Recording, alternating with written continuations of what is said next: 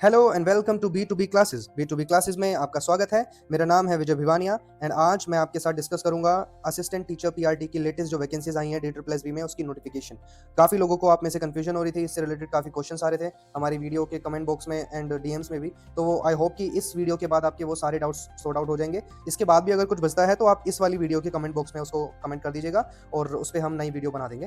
ठीक है, शुरू करते हैं। तो सबसे पहली इंपॉर्टेंट चीज़, इस जो नोटिफिकेशन रिलीज हुई है इसकी डेट थी 10 सितंबर 2025 एंड ये असिस्टेंट टीचर की है। काफी लोगों को असिस्टेंट टीचर सुन के लग रहा है कि ये शायद परमानेंट नहीं है। असिस्टेंट सुन के उनको लग रहा है ये शायद टेम्पररी वाली है, बट नहीं, ये परमानेंट वैकेंसी है। प्राइमरी टीचर को ये असिस्टेंट बोला जाता है और इसकी ओपनिंग डेट है फॉर्म्स की 17 सितंबर 2025 और ये दोपहर 12 बजे से चालू हो जाएंगे फॉर्म फिल होने एंड 16 अक्टूबर 2025 के रात के 12 बजे तक लगभग ये फॉर्म ओपन रहेंगे आप लोगों के लिए। पर आपको कोशिश करनी है कि आप सितंबर के मंथ में ही इसको फिल कर लें, क्योंकि जो DSSB का ORS पोर्टल है वो लास्ट में वाले कुछ दिनों में काफ़ी ग्लिच कर लेता है, तो इसलिए आपको कोशिश करनी है सितंबर में ही भर लें आप इसे। हाँ, तो अब इसकी वैकेंसीज देख लेते हैं। सबसे पहले इसका पोस्ट कोड है 802/25। ये दोनों ही वैकेंसीज का पोस्ट कोड है, ये ज़रूरी होता है। इससे आप आगे जाके इस एग्जाम से रिलेटेड जो भी इन्फॉर्मेशन होगी आपको इजिली मिल जाएगी, तो ये पोस्ट कोड आपको ध्यान रखना है। पे लेवल दोनों ही जॉब्स में जो है पे लेवल 6 है, क्योंकि सेम ही जॉब है और पे लेवल 6 जो है 4200 ग्रेड पे के अंडर आता है। और अब वैकेंसीज की अगर बात करें तो जो डायरेक्टरेट ऑफ एजुकेशन है उसमें जनरल की 434 वैकेंसीज हैं, OBC की 278, SC 153, ST के 62 एंड EWS की 128। टोटल मिला के 1055 वैकेंसीज हैं, जिसमें से PWD की भी 55 इंक्लूडेड हैं। और अगर हम NDMC की बात करें, न्यू दिल्ली म्यूनिसिपल काउंसिल में UR की 68 है, OBC की 28, SC की 13, ST की 7 एंड EWS की 9 एंड देन टोटल इसकी बनती है 125, जिसमें 6 जो है PWD कैंडिडेट्स की भी हैं। टोटल वैकेंसीज को देखा जाए तो वो 1180 वैकेंसीज हैं। अब हाँ, अगला इंपॉर्टेंट चीज़ है एलिजिबिलिटी। इस पेज में और कुछ इंपॉर्टेंट नहीं है। हाँ, बस ये ऑनलाइन एप्लीकेशंस एक्सेप्टेड होंगी, वो तो ऑब्वियस सी बात है। अब ऑफलाइन जो पहले पोस्ट के थ्रू होते थे वो अब एक्सेप्ट नहीं होती है। हाँ, तो इसकी अब एलिजिबिलिटी देख लेते हैं। सबसे पहले जो DOE के एग्जाम होगा उसके लिए आपके पास क्या क्या एलिजिबिलिटी होनी चाहिए, एजुकेशनल, प्रोफेशनल, जिसके बेसिस पे आपको पता लगे आप एग्जाम में बैठ पाओगे या नहीं। सबसे पहले इसेंशियल्स बेसिकली ऐसी चीज़ें जो आप स्किप नहीं कर सकते, ये मस्ट हैं, आपके पास होनी ही चाहिए। ठीक है, सबसे पहले ये एजुकेशनल एंड प्रोफेशनल क्वालिफिकेशंस के बारे में डिस्कस किया गया यहाँ पे, और ये सेट्स हैं, ये सेट हैं क्वालिफिकेशंस के। इसमें से अगर आपके पास कोई सा भी है तो आप एलिजिबल हैं इस एग्जाम में बैठने के लिए। तो एक एक करके इनको आप डिस्कस कर लेते हैं हम। सबसे पहला है सीनियर सेकेंडरी। आपके पास 12th क्लास आपकी होनी चाहिए, मतलब क्लियर्ड हो, उसमें 50% कम से कम नंबर आपको चाहिए पहले ही इसके सिचुएशन के हिसाब से। एंड इसके साथ साथ आपके पास 2 साल का डिप्लोमा इन एलिमेंट्री एजुकेशन, मतलब DLED का आपने कोर्स किया हो by whatever name known. काफी अलग स्टेट्स में उसको JBT या कुछ और नाम से भी जानते हैं, तो उससे फर्क नहीं पड़ता, बस ये रिकॉग्नाइज्ड होना चाहिए आपके स्टेट या सेंट्रल बोर्ड से। ठीक है, अगली क्वालिफिकेशन का सेट क्या है, सीनियर सेकेंडरी हो या उसके इक्विवेलेंट, मतलब ओपन से भी अगर आपने 12th की है वो भी चल जाएगा, सेम यहाँ पे था। एंड उसके साथ अगर आपके 45% मार्क्स हैं एंड उसके साथ आपको क्या चाहिए, तो 2 साल का diploma in elementary education by whatever name known. Again किसी भी नेम से, JBT हो या कुछ भी हो, HSBT, पता नहीं, अलग अलग स्टेट्स में इसका अलग अलग नाम होता है। In accordance with the NCT, और ये NCT के ही नॉर्म्स के अकॉर्डिंग रिकॉग्नाइज होना चाहिए। NCT norms and procedures regulation 2002, इसके अकॉर्डिंग ही आपका इंस्टीट्यूट रिकॉग्नाइज होना चाहिए। अगर ऐसा है आपका इंस्टीट्यूट तो आपकी 12th में 45 मार्क्स से भी काम हो जाएगा। अगला सेट क्या है, सीनियर सेकेंडरी हो या उसके इक्विवेलेंट 50% मार्क्स के साथ एंड 4 साल का आपका bachelor's of elementary education BLED आपने किया हो, तो BLED वाले भी इसके अंदर फिल कर सकते हैं और आपका 12th में 50% मार्क्स कंपलसरी है इसके लिए। अगला है सीनियर सेकेंडरी में 50% मार्क्स एंड 2 साल का जिसने भी डिप्लोमा इन एजुकेशन किया है, स्पेशल एजुकेशन वाला, वो भी बच्चे इस एग्जाम को दे पाएंगे। अगला है ग्रेजुएशन एंड 2 इयर्स डिप्लोमा, मतलब अगर किसी के 12th में मार्क्स कम है, 45% या 50% से भी कम है, तो आप ग्रेजुएशन एंड डिप्लोमा के को यहाँ पे सबमिट करके एज डॉक्यूमेंट प्रूफ आप इसमें अप्लाई कर सकते हैं। एंड नेक्स्ट वन, ये तो हमारा हो गया educational and professional qualification. Second point के अंदर बेसिकली बताया गया है कि एक आपके पास CTET भी आपका क्लियर होना चाहिए, जो प्राइमरी लेवल का होता है। प्राइमरी या अपर प्राइमरी 2 CTET होते हैं, उसमें से जो फर्स्ट से लेकर 5th क्लास तक का जो CTET होता है वो आपका क्लियर होना चाहिए। एंड वो भी आपका, अगर आपने 2 साल का कोर्स किया है, अगर आपने 2 साल का कोर्स किया तो फर्स्ट ईयर के बाद आपने किया हो। ठीक है, एटलीस्ट पहले साल के बाद आपने किया हो CTET, या फिर फाइनल ईयर के बाद किया है तो कोई टेंशन लेने वाली बात ही नहीं है। ठीक है, तीसरी चीज क्या बोला है, मस्ट हैव हिंदी, उर्दू, पंजाबी या इंग्लिश, इन चारों में से कोई सी भी एक लैंग्वेज आपके सेकेंडरी लेवल पर आपने पढ़ी हो, 11th-12th के लेवल पर आपने पढ़ी हो। ठीक है, 10th तक एटलीस्ट हो आपके पास, क्लास 10 तक। अब रिलैक्सेशन देख लेते हैं। 5% की रिलैक्सेशन मिल जाएगी जो कैटेगरीज हैं SC ST को मार्क्स में, आपके क्वालिफिकेशन वाले जो मार्क्स हैं 12th के, उसमें 5% की और रिलैक्सेशन मिल जाएगी। ये जनरल ऊपर जो हमने पढ़ाई है जनरल कैटेगरी के लिए है, और बाकी 5% की रिलैक्सेशन कैटेगरी में और मिल जाएगी। अब आगे देख लेते हैं NDMC वालों का क्या है एसेंशियल्स क्राइटेरिया। उन्होंने बोला है 12th pass with 50% marks and 5% का रिलैक्सेशन ये भी दे रहे हैं SC एंड ST को फ्रॉम अ रिकॉग्नाइज्ड बोर्ड होनी चाहिए आपकी 50 जो ये है 12th जो आपने करी है। 2 इयर्स का डिप्लोमा, ये सेकंड पॉइंट है। ये फर्स्ट वाला तो हो ही, इसके साथ दूसरा भी होना चाहिए। डिप्लोमा किस किस में होना चाहिए? ऑप्शंस हैं बेसिकली, प्राइमरी एजुकेशन में सर्टिफिकेट कोर्स इन ईटीई हो, या फिर जेबीटी हो, या फिर डाइट हो, या फिर बीएलएड हो जो 4 साल वाला होता है। इन चारों पांचों चीज़ों में से अगर कोई भी एक चीज़ है आपके पास, तो आपकी प्रोफेशनल क्वालिफिकेशन भी बेसिकली डन हो गई है। एंड तीसरी चीज़, must have pass Hindi as a subject in class 10। अब ये हिंदी को बेसिकली इंपॉर्टेंट बता रहे हैं। ऊपर जो डीओई है उन्होंने 4 लैंग्वेजेस में से कोई भी एक लैंग्वेज बोला है, तो बट एनडीएमसी का क्राइटेरिया है कि आपके पास हिंदी 10th क्लास में होनी ही चाहिए। Next is candidate should have passed CTET, basically सही सीटेट आपने पास किया हो प्राइमरी लेवल का। और इन्होंने डिजायरेबल सेक्शन के अंदर भी एक चीज बताया, कंप्यूटर नॉलेज। बेसिकली अगर कोई ऐसी सिचुएशन आती है जब 2 या 2 से ज्यादा कैंडिडेट्स का सेम मार्क्स होते हैं, ओके, अगर उनके बिल्कुल सेम मार्क्स हैं, कैटेगरी भी सेम है, तब क्या करते हैं वो कंप्यूटर नॉलेज को प्रेफरेंस देंगे। बेसिकली ये उनका डिजायरेबल एक पॉइंट है। तो इसके बेसिस पे बेसिकली, तो इससे ऐसा नहीं है कि आपका सिलेक्शन रुक जाएगा या हो जाएगा, बहुत ही रैंडम और बहुत ही रेयर चांस होगा कि भाई जब ऐसी सिचुएशन आए। बट अगर आपके पास कंप्यूटर नॉलेज है तो फॉर्म फिल करते वक्त उसको जरूर मेंशन करिएगा, ठीक है। अब वही पे स्केल दोनों का ही सेम है, 35,400 से लेकर 1,12,400, ये पे लेवल 6 के अंदर आता है और ग्रुप बी के अंदर ये पोस्ट आती है।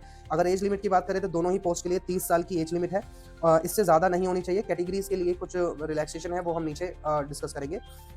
आगे एप्लीकेशन फ़ी क्या है एंड मोड ऑफ पेमेंट क्या रखना है। तो बेसिकली एप्लीकेशन फ़ी 100 रुपये है सभी के लिए, बट जो वुमेन कैंडिडेट्स हैं and candidates belonging to SC या एसटी या पीडब्ल्यूडी या एक्स सर्विसमैन है, तो इनको एग्जेम्प्ट किया गया फी से, आपको 100 रुपये भी नहीं देने, फ्री में आपका फॉर्म फिल होगा। और एक्स सर्विसमैन अगर पहले से ही एनसीटी के किसी भी डिपार्टमेंट में काम कर रहा है, किसी भी ऑफिस में काम कर रहे हैं, वो एक्स सर्विसमैन भी रह चुके हैं और आप वो जॉब भी कर रहे हैं, तो उनको बेसिकली वो एलिजिबल नहीं है फी कंसेशन के लिए, उनको 100 रुपये पे करने पड़ेंगे। आई नो कि ज़्यादा इंपॉर्टेंट पॉइंट नहीं है, बट ये भी लोगों को पता होना चाहिए, इसलिए मैं इसको भी एक्सप्लेन कर रहा हूँ। और ऐसे कैंडिडेट्स जो कि अपनी एप्लीकेशन सबमिट कर रहे हैं ऑनलाइन, हमेशा ये याद रखना है, ज़्यादातर DSSB के पोर्टल पे यही बोला जाता है और इस बार भी ये बोला है कि SBI का जो ई पे पोर्टल है उसी के थ्रू आप अपनी पेमेंट करें। दूसरे मोड्स भी शायद आपको वहाँ पे दिखें, बट SBI ई पे DSSB खुद बोलता है कि ये उनके लिए ज़्यादा प्रेफरेबल एक मोड ऑफ पेमेंट है रिसीव करने के लिए। तो इसलिए आप भी SBI ई पे का ही चांस मतलब लें, उसके अलावा कोई भी जो मोड ऑफ पेमेंट है उसको आप यूज़ ना करें। अगर आप ये कर सकते हैं तो ये बेस्ट है, वरना पेमेंट अटकने का और एप्लीकेशन रिजेक्ट होने का डर रहता है, और लास्ट में करेंगे तो और ज़्यादा रिस्क होगा क्योंकि टाइम भी कम होगा तब। तो application fee once paid will not be refunded, तो वो तो सिंपल सी बात है, अगर आपने एक बार भर दिया तो दोबारा पैसे नहीं मिलेंगे, ठीक है, चाहे आप एग्जाम दें या ना दें, 100 रुपये तो आपके जाएंगे ही। हाँ, अब नेक्स्ट देख लेते हैं कि इसका सिलेबस और इससे रिलेटेड और कुछ ज़रूरी चीज़ें। इसका पोस्ट कोड 802/25 है। ये एग्जाम जो होने वाला है ऑनलाइन बेस्ड होगा एंड 2 घंटे का होगा। इसमें टोटल 200 क्वेश्चन आएंगे एंड टोटल 200 नंबर का ही पेपर है, तो एक क्वेश्चन 1 नंबर का होगा, ठीक है। अब इसका थोड़ा सा सिलेबस देख लेते हैं। तो इसमें बेसिकली 2 पार्ट होते हैं, 1 पार्ट यहाँ 1 पार्ट यहाँ। जो फर्स्ट वाला पार्ट है इसके अंदर क्या होगा, इसके अंदर MCQ आएंगे 5 सेक्शंस में, ठीक है। इसके 5 सेक्शंस होंगे, 5 सेक्शन, और इन पांचों में क्या सब्जेक्ट्स हैं, जनरल इंटेलिजेंस, रीजनिंग, ये बेसिकली रीजनिंग का पार्ट है पहला, इसके 20 क्वेश्चन होंगे। जीके या जीएस या जनरल अवेयरनेस जो भी आप कह लो, इसके 20 क्वेश्चन होंगे।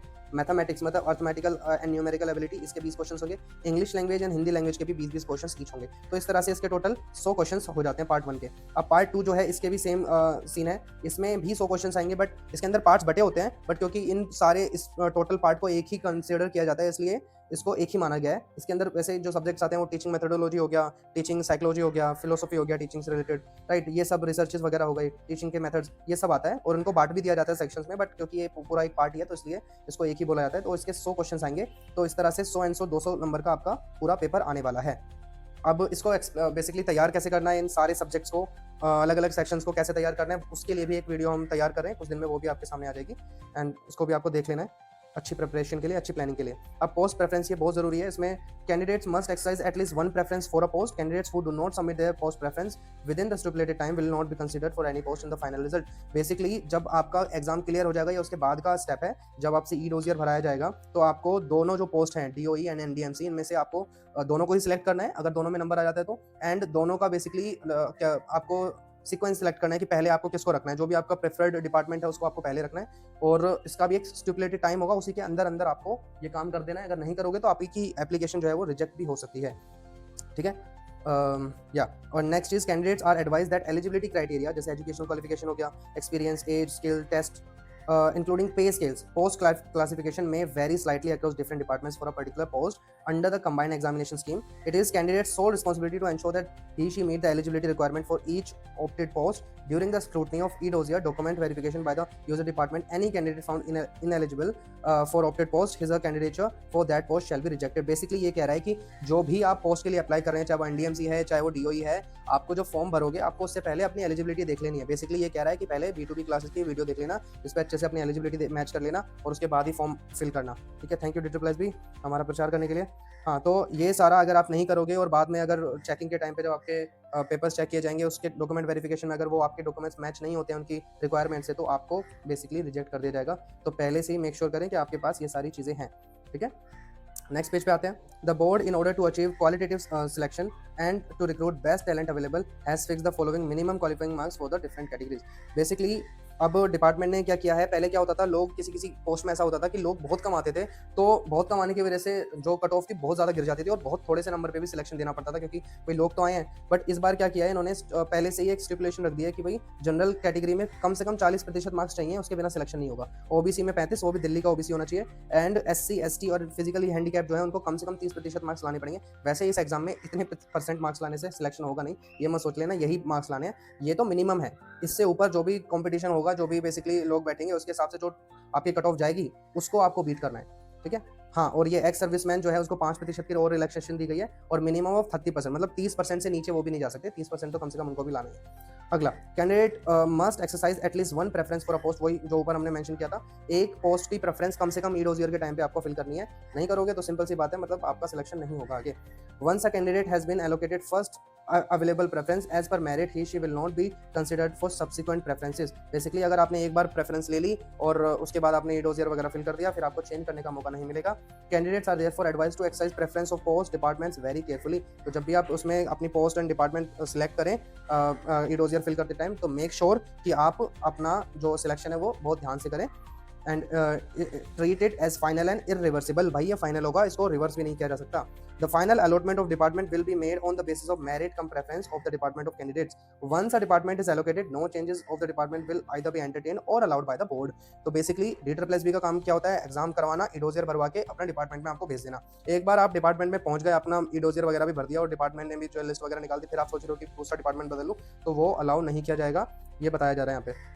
The vacancies reported by the user department up to the shortlisting of candidates will be considered for the making of recruitment. तो जितनी भी वैकेंसीज निकाली गई हैं उतनी पे ही बेसिकली ये सिलेक्शन लेंगे, उससे ज़्यादा पे नहीं लेंगे। SC ST OBC EWS ESM and PWD candidates who are selected on their own merit, ये बहुत ज़रूरी है। अगर ये अपनी खुद की मेरिट से सिलेक्ट हो जाते हैं, SC ST OBC EWS ESM या PWD कैंडिडेट जो हैं, अगर वो अपनी खुद की एबिलिटी से जनरल वाली कट ऑफ में आते हैं, उनके उतने मार्क्स हैं, तो उनको जनरल के कट ऑफ में ही कंसिडर किया जाएगा। उनको SC ST OBC वाली लिस्ट के अंदर उनको बेसिकली एसेस नहीं किया जाएगा। उनका सिलेक्शन मेरिट जो है जनरल वाली लिस्ट के बेसिस पे ही उसी में उनको काउंट किया जाएगा। एंड जो बाकी लोग हैं बेसिकली जो नीचे वाले हैं इन SC ST एंड ये सारी कैटेगरीज में जो लो रैंकिंग लोग हैं, उनको ही कैटेगरी वाइज इनको सिलेक्शन दिया जाएगा। ठीक है, एंड जो ये जनरल की कैटेगरी को मीट नहीं कर पा रहे बेसिकली उनको कैटेगरी वाइज बेसिकली इनको सिलेक्शन दिया जाएगा। कैटेगरी में जितने भी लोग होंगे, ऊपर वाले लोग जितने भी वैकेंसीज हैं उसके हिसाब से उठा लेंगे ये लोग। ठीक है, एंड हाँ, तो यही बताया गया कैंडिडेट्स, हाँ, PWD कैंडिडेट्स भी और SC ST ये सारे candidates will be allocated only against the post reserve for such categories. तो जो भी इन कैटेगरीज के लिए पोस्ट रिजर्व है, अगर एक किसी कैटेगरी के लिए 10 पोस्ट है तो उन 10 पे ही लिया जाएगा और ज़्यादा पे ये कैटेगरी वालों को नहीं लिया जाएगा। ये तो कॉमन सेंस की बात है। आगे बढ़ते हैं। A person with disability who is selected on his own merit can be appointed against any unreserve vacancy. वही ऊपर वाली चीज़, अगर फिजिकली डिसेबल्ड भी है उसके बाद भी अगर वो जनरल वाली मेरिट में आ रहे हैं तो उनको उसी के अंदर काउंट किया जाएगा। Provided the post is identified, अगर वो पोस्ट जो है PWD कैंडिडेट्स के लिए सेफ मानी गई है, उनके लिए अलाउ किया गया है डिपार्टमेंट की तरफ से उन्हें लेने के लिए। Provisional selection in the examination confers no right of appointment unless the appearing authority is satisfied after such inquiry as may be considered necessary that the candidate is suitable in all respect for appointment to the service या post। Basically ये बता रहे हैं कि exam clear होने का मतलब ये नहीं है कि जॉब मिल जाएगी, हमारी कोई जिम्मेदारी नहीं है जॉब देने की, हम सिर्फ एग्जाम कंडक्ट करा रहे हैं। आपके डिपार्टमेंट जिसमें आप सिलेक्ट होकर जाओगे तो वो जब अपनी सारी असेसमेंट कर लेगा, चाहे वो आपका मेडिकल चेकअप करवाए या चाहे वो आपके डॉक्यूमेंट्स चेक करे या और भी कुछ चीज़ें बैकग्राउंड वगैरह भी देखते हैं बहुत बार, तो वो सबके बाद जब डिपार्टमेंट सेटिस्फाई हो जाएगा that you are a suitable person, उसके बाद ही सिलेक्शन देंगे। तो D+B किसी भी तरह से मान्य अपने आप को नहीं ठहरा रहा है कि वो आपको नौकरी दे रहा है, वो सिर्फ आपका एग्जाम कंडक्ट करा रहा है। The applicant applying for the state vacancy should ensure that he/she fulfills all the eligibility conditions for the combined examination in respect of the departments he/she desires to be selected। ये combined examination दोनों उसका हो रहा है, तो आपको basically दोनों के हिसाब से अपनी क्वालिफिकेशन देख लेनी है। ठीक है, ऐसा बहुत सारे लोगों का शायद टारगेट हो कि NDMC में आना है, बट उनके पास क्योंकि NDMC वालों ने जो है ना, देखो अगर मैं आपको दोबारा दिखाऊं, जो एलिजिबिलिटी क्राइटेरिया उसमें काफ़ी कम चीज़ें मेंशन करी हैं। कहाँ है ऊपर? हाँ, ये रहा। बट एस जो आपका डीओई है उसने काफ़ी सारे ऑप्शंस दिए हैं। तो अगर आपको एनडीएमसी मान लीजिए प्रेफरेबल है, आपको अच्छा लगता है, तो आपको एनडीएमसी के हिसाब से आपके पास क्वालिफिकेशन है, ये मेक श्योर कर लेना है पहले से, ठीक है? वो 3-4 बार इसी को रिपीट कर दिया बेसिकली इस पॉइंट को। The admission at all stages of the examination is purely provisional. अभी भी जो आपका वो होगा, सिलेक्शन होगा, वो प्रोविजनल लेवल पे होगा, subject to his her satisfying the prescribed eligibility conditions prescribed for the respective departments upon if upon verification at any time. किसी भी टाइम पर अगर ये पकड़ा जाता है, आपके बारे में पता लगाया जाता है कि एग्जामिनेशन के पहले या बाद में कि भाई आपके कैंडिडेचर में कुछ भी दिक्कत है, बेसिकली आपके डॉक्यूमेंट्स में दिक्कत है या किसी भी तरह से आपका बैकग्राउंड में कुछ प्रॉब्लम रही है, तो आपका कैंडिडेचर वहीं पे रिजेक्ट हो जाएगा एंड समरीली कैंसिल्ड, और वो कैंसिल भी हो जाएगा। हो सकता है कि आगे भी आपके ऊपर बैन लग जाए अगर आपका पहले से कोई प्रीवियस ऐसा रिकॉर्ड रहा है, चीटिंग वगैरह में आपका नाम आया तो। ये बहुत ही रेयर केस है। There will be no waiting panel under combined examination scheme. ये बहुत ज़रूरी चीज़ है। तो आपको इस बार इतना तो पढ़ना ही पड़ेगा कि आप मेन लिस्ट में आओ। वेटिंग पैनल से इस बार सिलेक्शन नहीं मिलेगा, ये ध्यान रखना आप लोग। वेटिंग वाले इस बार नहीं ले पाएंगे, तो मेन लिस्ट में आया तो आया, वरना भाई नेक्स्ट एग्जाम की तैयारी करो। तो एज रिलैक्सेशन वाला पॉइंट अब एक बार डिस्कस कर लेते हैं। तो एससी एसटी जो लोग हैं उनको 5 साल की रिलैक्सेशन है, ओबीसी 3 साल, ये 30 साल के बाद है। बेसिकली 30 साल तक तो सबको है लिमिट। 30 साल से अगर आप 35 साल के भी हो तो एससी एसटी वाले कर सकते हैं अप्लाई। ओबीसी वाले 33 ईयर्स तक कर सकते हैं। पीडब्ल्यूडी अगर हैं, यूआर वाले या ईडब्ल्यूएस वाले अगर पीडब्ल्यूडी कैंडिडेट हैं, जनरल से अगर कोई पीडब्ल्यूडी है बेसिकली तो, और या ईडब्ल्यू से, तो उनको 10 साल की रिलैक्सेशन है। और अगर एससी एसटी वाले हैं पीडब्ल्यूडी तो उनको 15 साल की है। ओबीसी वाले हैं तो 13 साल की। बेसिकली 10 के बाद 5 और 3 साल यही वाले बढ़ा दिए, ठीक है, ऊपर वाले दोनों। अब देखो, अगर कोई बेसिकली गवर्नमेंट सर्वेंट रह चुका है, Delhi government department candidate, regular government servant होना चाहिए, एटलीस्ट 3 ईयर्स कंटिन्यूस सर्विस जिसने करी हो, अगर वो अप्लाई कर रहा है इस पोस्ट के लिए, तो 5 साल का उसको रिलैक्सेशन उसको भी एज में मिल जाएगा, ठीक है, irrespective of their category. Group B post में उनको मिल जाएगा, और सेंट्रल गवर्नमेंट का होना चाहिए, वो ध्यान रखें। एक्स सर्विसमैन है अगर ग्रुप बी के, तो पीरियड ऑफ मिलिट्री सर्विस, जितना भी उन्होंने मिलिट्री सर्विस में पीरियड में काम किया है उसके 3 साल और एक्स्ट्रा, ठीक है, और मैक्सिमम 55 साल तक ही होना चाहिए। जैसे अगर कोई 40 साल तक काम करके आया है तो उसको 43 साल तक भरने का मौका मिलेगा, ठीक है, और 55 ईयर्स तक, टोटल 55 ईयर्स है। अगर मान लो कोई बेसिकली 52 साल तक काम करके आया है, 52 साल की एज में अगर वो रिटायर होते हैं, तो बेसिकली वो 3 साल और 55 साल तक वो भर सकते हैं। ये बेसिकली एक एग्जांपल के लिए मैं बता रहा हूँ, ठीक है। हाँ, तो ये हमने पूरी की पूरी नोटिफिकेशन यहाँ पे डिस्कस कर लिया है। हर इंपॉर्टेंट पॉइंट को मैंने यहाँ पे आपके साथ एक्सप्लेन किया है, आपके साथ डिस्कस किया है। तो कोई भी अगर पॉइंट आपको छूट जाता है या फिर आपको लगता है कि अभी भी कोई कंफ्यूजन है, तो आप प्लीज़ इसी वीडियो के कमेंट बॉक्स में उसको कर दीजिए, लिख दीजिए, और हम उस पर भी नेक्स्ट वीडियो आपके लिए बना देंगे। तो thanks for watching the video, मिलते हैं नेक्स्ट वीडियो।